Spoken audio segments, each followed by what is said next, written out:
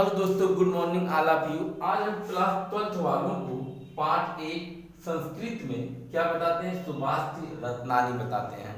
देखिए, सुमित सुंदर क्या सुनिए, सुमित सुंदर भाषित मतलब सुंदर ढंग से कहने की। ठीक है, सुमित क्या होता है, सुंदर भाषित मतलब सुंदर ढंग से कही गई। तो सुभाषित क्या होता है, सुभाषित ऐसे शब्द समूह है जो सुंदर ढंग से कही जाती है, बुद्धिमानी से कही जाती है, बुद्धिपूर्वक कही जाती है, जिसमें बुद्धिमत्ता दिखती है, उसे क्या कहते हैं, सुभाषितानी कहते हैं। ठीक है, जैसे अब देखिए, ज्यादा वीडियो को बड़ा ना करते हुए हम लेटेस्ट कॉमन टॉपिक, हम टॉपिक पाते हैं, उन चीजों को बताते हैं जो एग्जाम में यूपी बोर्ड से रिलेटेड है और आने के 100% चांसेस हैं। देखिए, इसमें तो बहुत से हैं। देखिए, इसका सबसे इंपॉर्टेंट जो इसमें सुभाषितानी का है वो है ना चौराहा ना राजहार। देखिए, ये वाला बहुत आता है एग्जाम में, ना चौराहा। देखिए, ना क्या है, चौराहा, ये वर्ड से आपको पकड़ना पड़ेगा। ना चौराहा, ना, ठीक है, ना राजहार, ना राज, ठीक है, हार है। देखिए, मान फूड डॉक्टर में से करें, इतने लाइन से आप पकड़ लीजिएगा। सर्वघन प्रधानम, देखिए क्या है, सर्वघन प्रधानम, प्रधानम। देखिए, इससे दो लाइन का श्लोक है उसी का। अब इसका अर्थ हम बताते हैं। देखिए, इसमें क्या आपको पहले करना है, संदर्भ। ठीक है, संदर्भ में आप क्या लिखेंगे, प्रस्तुत श्लोक हमारी पाठ्य पुस्तक। देखिए, संदर्भ में ही लिखना है, प्रस्तुत श्लोक हमारी पाठ्य पुस्तक, ध्यान सुनिए, प्रस्तुत श्लोक हमारी पाठ्य पुस्तक संस्कृत दिग्दर्शिका के सुभाष रत्नानी नामक पाठ से लिया गया है।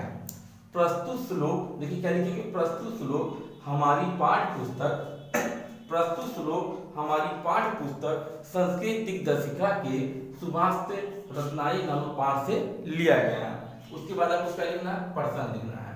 क्या लिखना है, प्रसंग लिखना है।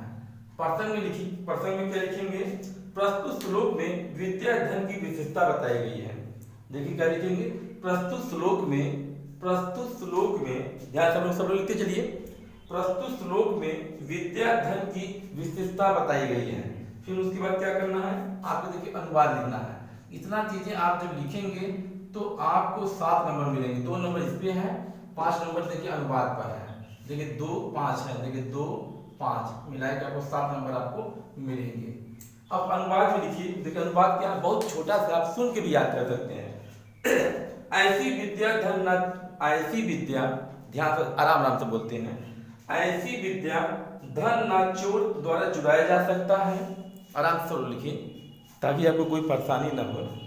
ठीक है, आप लोग दिखाई दे रहा है, नहीं याद दे रहा, लिखिए, ऐसी विद्या धन ना चोर द्वारा चुराया जा सकता है, ना राजा द्वारा छीना जा सकता है।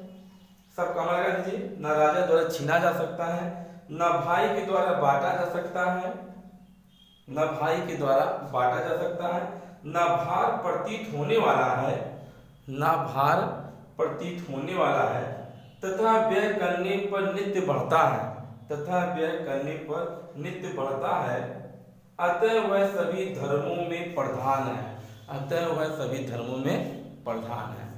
फिर बात सुन लीजिए, ऐसा विद्या धन न चोर द्वारा चुराया जा सकता है, न राजा द्वारा छीना जा सकता है, न भाई के द्वारा बांटा जा सकता है, न भार प्रतीत होने वाला है, तथा व्यय करने पर नित्य बढ़ता है, अतः वह सभी धर्मों में प्रधान है। देखिए, एक हमने आपको बता दिया। ठीक है, आपको समझ में आ रहा नहीं आ रहा, चलिए ज्यादा देर ना करते हुए दूसरा भी आपको बताते हैं ताकि आपको आता रहे। अब देखिए, दूसरा बताने जा रहे हैं, इसको मिटा रहे हैं। देखिए, दूसरा आप लीजिए ताकि आपको आ जाए। देखिए, आपको दूसरा बताने जा रहे हैं, भाषाओं। देखिए, जो पहला वाला है भाषा, देखिए देखिए भाषासु मुख्या, देखिए है भाषासु मुख्या, भाषासु मुख्या मधुरा दिव्या गिरवाण भारती तस्या ही मधुरम काव्य तस्मादि सुभाषितम। देखिए, आपको फटाफट बोल रहे हैं, आप फटाफट आप लोग करते जाइए। देखिए, भाषासु मुख्या मधुरा दिव्या गिरवाण भारती तस्या ही मधुरम काव्य तस्माद सुभाषितम। देखिए आपका संदर्भ वही रहेगा कि क्या रहेगा, प्रस्तुत श्लोक हमारी पाठ्य पुस्तक संस्कृत दिग्दर्शिका के, ठीक है, सुभाष रत्नाई पाठ से लिया गया है। सुभाष रत्नाई पाठ से लिया गया, आराम बोलेगा, लिया गया है। अब प्रसंग लिख दीजिए, प्रस्तुत श्लोक में देववाणी संस्कृत की अलौकिकता का वर्णन है।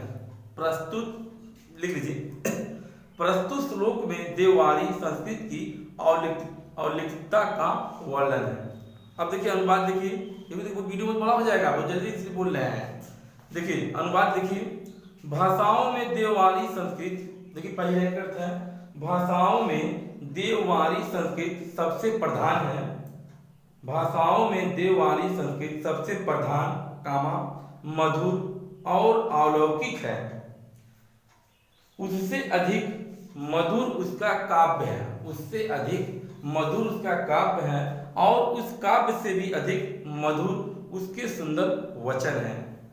ठीक है, एक बार फिर सुन लीजिए, भाषाओं में देववाणी संस्कृत सबसे प्रधान, मधुर और अलौकिक है। उससे अधिक मधुर उसका काव्य है, और उस काव्य से अधिक मधुर उसके सुंदर वचन है। ठीक है, हो गया। देखिए अगला श्लोक हम चलते हैं। देखिए वीडियो बहुत बड़ा हो जाएगा, एक में पूरा खत्म कर दें। सुख्यानि कुतो विद्यार्थी सुखम, सुख्याति तहजेत विद्या, विद्यार्थी तहजेत सुखम। ये तो आपको देखिए सुन के ही आपको आप लोग को आ रहा होगा। देखिए संदर्भ वही ले लीजिए, प्रस्तुत श्लोक हमारी पाठ्य पुस्तक संस्कृत दिग्दर्शिका के सुभाष रत्नानी पाठ से लिया गया है। प्रसंग सुनिए, प्रसंग संदर्भ सबका सेम रहेगा। प्रसंग देखिए, प्रस्तुत श्लोक में विद्या और सुख में विद्या का महत्व बताया गया है। प्रस्तुत श्लोक में विद्या और सुख का महत्व बताया गया है। देखिए प्रसंग हो गया। अब अनुवाद देखिए, सुख चाहने वाले को विद्या कहाँ, देखिए सुख चाहने वाले को विद्या कहाँ, और विद्या चाहने वाले को सुख कहाँ। देखिए बहुत सही बात बताया कि सुख चाहने वाले को विद्या कहाँ, और विद्या चाहने वाले को सुख कहाँ। सुख चाहने वाले को विद्या त्यागनी चाहिए, या विद्या चाहने वाले को सुख त्याग देना चाहिए। देखिए इस कितने हैं, फिर एक बार सुन लीजिए, सुख चाहने वाले को विद्या कहाँ है, और विद्या चाहने वाले को सुख कहाँ है। सुख चाहने वाले को विद्या त्यागनी चाहिए, और विद्या चाहने वाले को सुख त्याग देना चाहिए। देखिए आप लोग दिखाई दे रहा है नहीं, एकदम ठीक है।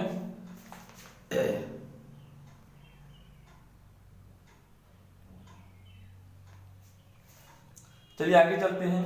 जल बिंदु, देखिए अगला बता रहे हैं, जल बिंदु निपातेन क्रम से पूर्यतर घटन सा हेतु सर्व विद्यानंद धर्म से चार धनस चार। देखिए इस संदर्भ आपका वही रहेगा। प्रसंग हम बताते हैं, प्रस्तुत श्लोक में विद्या, धर्म और धन के संचय का वर्णन किया गया है। देखिए अनुवाद क्या है, जल की बूंद बूंद गिरने से घड़ा भरता है, जल की बूंद गिरने से घड़ा भर जाता है। यही समस्त विद्याओं, धर्म और धन का कारण है। अर्थात धीरे धीरे ही विद्या, धर्म और धन का संचय होता है। ठीक, अब अगला देखिए, काव्य शास्त्र विनोदेन कालो गच्छति धीमताम वेसनेन चा मूर्खाणाम निर्दया कलहेन वा। देखिए काव्य शास्त्र वाले बोल रहे हैं। देखिए संदर्भ आप वही लीजिए, प्रस्तुत श्लोक हमारी पाठ्य संस्कृत दिग्दर्शिका के सुभाष रत्नानी पाठ से लिया गया या अवतरित किया गया है। वो प्रसंग देखिए, प्रस्तुत श्लोक में काव्य शास्त्र की महत्ता बताई गई है। अनुवाद देखिए, बुद्धिमानों का समय, देखिए अनुवाद, बुद्धिमानों का समय काव्य और शास्त्रों की चर्चा में आनंद में व्यतीत होता है, और मूर्खों का समय व्यसनों में निद्रा में या कलह में व्यतीत होता है। फिर एक बार सुनिए, बुद्धिमानों का समय काव्य और शास्त्रों की चर्चा में आनंद में व्यतीत होता है, और मूर्खों का समय व्यसनों में, निद्रा में, कलह में बीत जाता है। ठीक, अब अगला देखिए, कितने हैं, क्यों वो 1.5 से हैं। देखिए आगे बढ़ते हैं हम। आगे देखिए, परोक्षे कार्य हंतारम प्रत्यक्षे प्रियवादिनम वर्ज यर्तवितम मित्र विश्व कुंभ पयोमुखम। देखिए संदर्भ वही रहेगा। प्रथम बोलते हैं, प्रस्तुत श्लोक में सन्मित्र का वर्णन किया गया है। देखिए अनुवाद क्या है, जो पीठ पीछे से कार्य का बिगाड़ता है। देखिए अनुवाद बोल रहे हैं, जो पीठ पीछे से कार्य को बिगाड़ता है पर सामने मधुर बोलता है, ऐसे मुंह पर दूध भरे और भीतर विष भरे घड़े जैसे मित्र को त्याग देना चाहिए। फिर सुनिए, जो पीठ पीछे से कार्य को बिगाड़ता है और सामने मधुर बोलता है, ऐसे मुंह पर दूध भरे और भीतर विष भरे घड़े जैसे मित्र को त्याग देना चाहिए। देखिए ये भी हो गया। आगे बढ़ते हैं। उदेति सविता तामस ताम्र युवास्तमिति चा संपत्तो चा विपत्तो चा महत्व की रूपता। देखिए इसका हम आपको बोलते हैं, क्या बोलते हैं, प्रसंग। संदर्भ वही रहेगा। प्रस्तुत श्लोक में महापुरुष के लक्षण बताए गए हैं। महापुरुष के लक्षण बताए गए हैं। देखिए अनुवाद क्या है, सूर्य उदित होते समय लाल होता है और अस्त होते समय भी लाल ही होता है। इस प्रकार संपत्ति और विपत्ति दोनों स्थितियों में महापुरुष एक रूप रहते हैं, अर्थात सुख में हर्षित दुख में पीड़ित नहीं होते, अपितु संभाव से सुख दुख को ग्रहण करते हैं। ठीक है। अगला देखिए, बहुत इंपॉर्टेंट, क्योंकि एग्जाम में बहुत आता है। विद्या विवाद धन मदाय शक्ति परेशा पर पीडनाय खालस साधो विपरीत मेतम ज्ञानस दानम चा रक्षणायम। देखिए ये एग्जाम में शायद कल आए। देखिए प्रश्न क्या है, प्रस्तुत श्लोक में सज्जनों की विद्या धन सत्य के बारे में बताया गया है। अनुवाद देखिए, दुष्ट की विद्या विवाद के लिए, धन मत के लिए और शक्ति दूसरों को पीड़ित करने के लिए होती है। इसके विपरीत सज्जन की विद्या ज्ञान के लिए, धन दान के लिए और शक्ति दूसरों की रक्षा के लिए होती है। ठीक है, नहीं है। और आपको बताते हैं, देखिए वीडियो बहुत बड़ा हो रहा है। देखिए आगे बढ़ते हैं। सहसा विदित ना क्रिया म विवेक परमार्थ पंथा पदम वीरुते ही विमर्श काली गुण लुब्धा स्वयं में प्रसंपता। देखिए इसका प्रसंग देखिए, प्रस्तुत श्लोक में विचारशीलता का वर्णन किया गया है। अनुवाद देखिए, कोई भी कार्य बिना विचारे नहीं करना चाहिए। कोई भी कार्य बिना विचारे नहीं करना चाहिए, क्योंकि आप विवेक आपत्तियों का घर है। विचारशील व्यक्तियों को गुणों की लोभी संपत्तियों ग्रहण कर लेती हैं। ठीक है। फिर सुनिए, कोई भी कार्य बिना विचारे नहीं करना चाहिए, क्योंकि आप विवेक आपत्तियों का घर है। विचारशील व्यक्तियों को गुणों की लोभी संपत्तियां स्वयं ग्रहण कर लेती हैं। अगला देखिए, वज्रद्रापि कटराणि मृदुनानि कुसुम दापि लोकादादम चेतासिम को न विज्ञात मूर्तम। देखिए इसका देखिए प्रसंग देखिए, प्रस्तुत श्लोक में महापुरुषों के स्वभाव का वर्णन किया गया है। अनुवाद देखिए, महान पुरुषों के वज्र से भी कठोर और पुष्प से भी अधिक कोमल हृदय को भला कौन समझ सकता है, कौन समझ सकता है। देखिए ये हो गया। 2-3 श्लोक और बचे हैं, उसको हम आप बता देते हैं। देखिए, ऋषियों राज सीमासु वाचमुत्दीप्तो सा योनि सर्ववर्णायम सा ही लोकस्य नित्य। देखिए श्लोक इसका देखिए, प्रस्तुत श्लोक में वाणी की अच्छाई बुराई का वर्णन किया गया है। अनुवाद देखिए, ऋषियों ने उन्मत्त और अहंकारी पुरुषों की वाणी को राक्षसी कहा है। ऋषियों ने उन्मत्त और अहंकारी पुरुषों की वाणी को राक्षसी कहा है। वह समस्त वैरों को जन्म देने वाली और संसार को विपत्ति में डालने वाली है। ठीक है। अब अगला देखते हैं। पीड़ाति चा सुचरितो पित्रा चा पुत्रो या भूतस्य हित हिमस्त्रिता कलत्रम। ठीक है, कलत्रम तंतितपादि सुखे चा समकृत्य यत्र जागृति पुण्य कृत्यो लभन्ते। अब देखिए, प्रस्तुत श्लोक में पुत्र पत्नी तथा मित्र की पहचान का वर्णन किया गया है। देखिए, जो पिता को अच्छे आचरण से प्रसन्न करता है, ऐसा पुत्र, यह बात बोल रहे हैं, जो पिता को अच्छे आचरण से प्रसन्न करता है, ऐसा पुत्र जो पति को ही हित चाहती है, ऐसी स्त्री जो सुख दुख में समान व्यवहार वाला है, ऐसा मित्र इन तीनों को संसार में पुण्यशाली व्यक्ति ही पाते हैं। देखिए अगला देखते हैं। कामान दुग्ध विक कर्ष लक्ष्मी कीर्ति सुते दुष्ट कृत्य हित नाती श्रद्धा शांता मातर मंगलम धेनु धीरा सुनता वाचमाऊ। देखिए प्रसंग क्या है, प्रस्तुत श्लोक में माता की महत्ता बताई गई है। देखिए दो श्लोक और बचे हैं, बस उसी को आपको बता देते हैं, बहुत बड़ा हो जाएगा वीडियो। देखिए प्रस्तुत श्लोक में माता की महत्ता बताई गई है।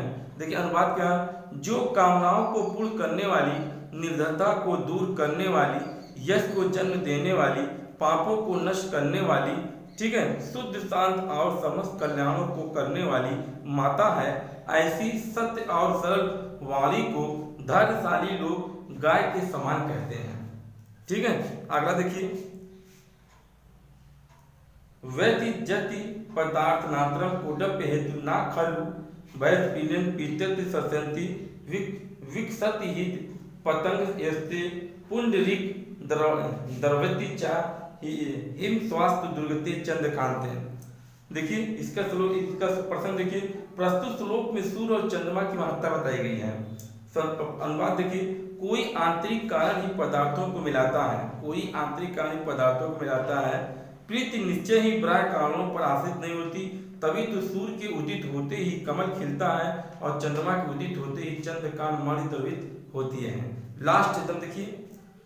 निदान तो नित्य पुरा यदि चा सर्वंतु लक्ष्मी संविशुते गच्छतु वा यथसम अदैव मणुमस्तु युगांतरे वा नचा प्रचलित पद न धीरा। देखिए प्रसंग क्या है, प्रस्तुत श्लोक में धैर्यशील व्यक्तियों के चरित्र की विशेषता बताई गई है। अनुवाद देखिए, नीति में निपुण लोग निंदा करें, नीति में देखिए, नीति में निपुण लोग निंदा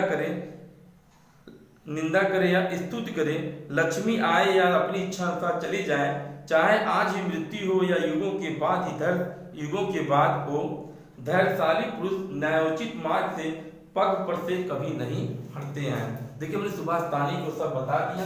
अब अगले वीडियो में हम आपको मदन मोहन मालवीय का जो इम्पोर्टेंट जो है वो भी पूरी पार्ट को हम वाच देते हैं। आप सुन के ही कुछ भागों को आप याद कर सकते हैं, उसको लिखने का प्रयास कर सकते हैं। अगर आपको ये मेरी वीडियो अच्छा लग रहा है तो आप मेरे चैनल को नए हैं तो सब्सक्राइब कर दीजिए, पुराने हैं तो लाइक सब्सक्राइब कर। देखिए सुभाष तानी 3 चीजें होनी चाहिए, संदर्भ, प्रसंग, अनुवाद। गलत आपका नहीं हो चाहिए, क्योंकि 2 नंबर संदर्भ मिलेगा और इस पे 5 नंबर अनुवाद में मिलेगा, गलत ना हो। Thanks for watching my this video.